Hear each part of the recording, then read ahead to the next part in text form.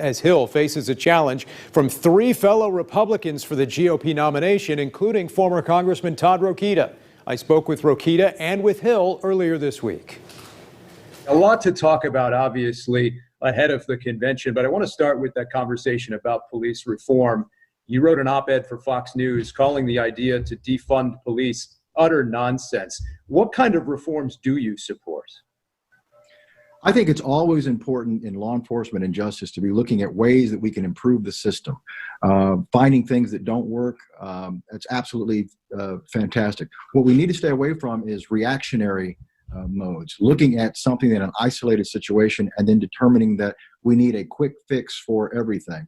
One of the things that we want to make sure of is that our justice system accountability measures are adequate. Each of us harbors stereotypes, implicit bias, prejudgments on people based on a variety of factors, and we don't think that we're racist, but we have these setups that we have for other people based on other conditions that shades our view of individuals and how we interact with them.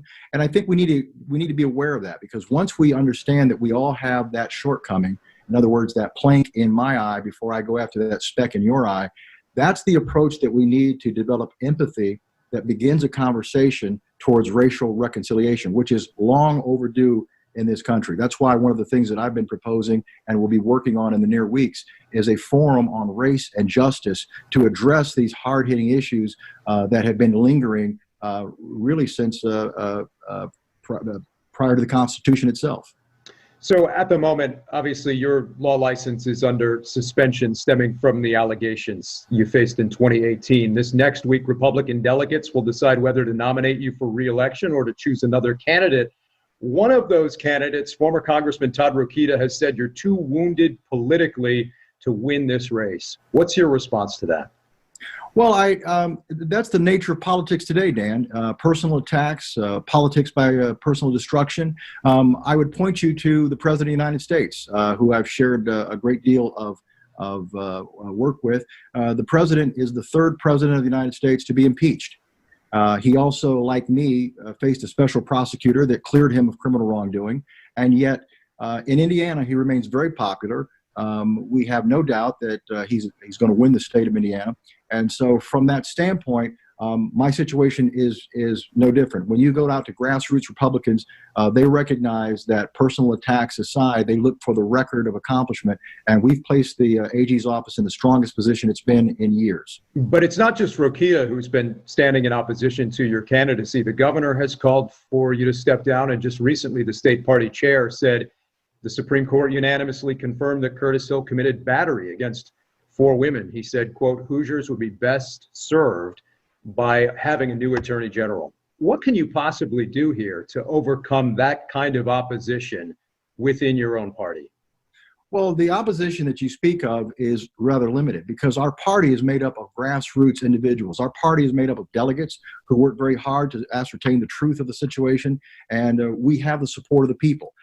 Fortunately, this is not a totalitarian regime where things come down from on mount or from on high.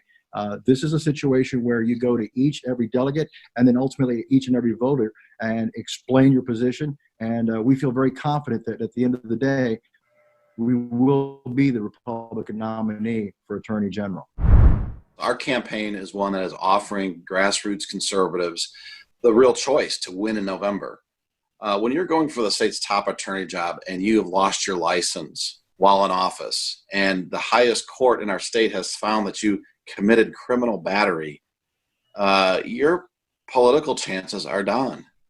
And I'm the only one in this race. No other candidate has won twice statewide. No other candidate has led and operated an office statewide for 8 years like I have. And no other candidate has the voting record I do. Where you can actually see my votes, see the language that I actually wrote and co-sponsored. And so with that combination, we're posed to win this convention and go on to win in the fall, and we're gaining support by the minute. I want to ask you about everything that's happened these past couple of weeks. What have you learned from the situation involving George Floyd and the ensuing protests that we've seen? Do you believe there's a problem with systemic racism in American law enforcement? And what role should a state attorney general play in trying to solve some of these issues? Right. Well, as Indiana's next attorney general, you're going to see me protect the people of the state and their constitution. Mr. Floyd's constitutional rights were extinguished. In this country and in the state of Indiana, you have a right to trial by jury. You have a right to speak and associate. What happened to Mr. Floyd was he was given a death sentence without due process, and that is wrong. And so, as Attorney General, we're going to work to make sure that doesn't happen. Now, having said that, the Attorney General's office under me will be a good partner to law enforcement. The vast majority of police officers are needed, are respected, and they're good. Okay, so there's Rokita, there's Hill, and two other candidates, Decatur County Prosecutor Nate Harder and Attorney John Westerkamp, who are also seeking the GOP nomination. Delegates will vote next week. It'll be a while until we know the winner. Tomorrow, Democrats will hold their virtual convention, I should say yesterday, with delegates choosing between State Senator Karen Tallian and former Evansville Mayor Jonathan Weinzapfel. We should know the results perhaps as soon as tomorrow. Also at the State House this week, more trouble for Democratic State Representative Dan Forrestal, arrested for a second time, now facing charges of resisting law enforcement and battery on a public safety official. He has still technically been in office, but he is not running for re-election this year. Coming up this Sunday in Focus, the coronavirus crisis, with Indiana's numbers still trending in the right direction. The governor moving the state to stage 4, while other states see new spikes in cases. We'll have the very latest up next. And we'll speak with our panel about the latest polling numbers this election year in the race for president and some of the big races here in Indiana. Stick around.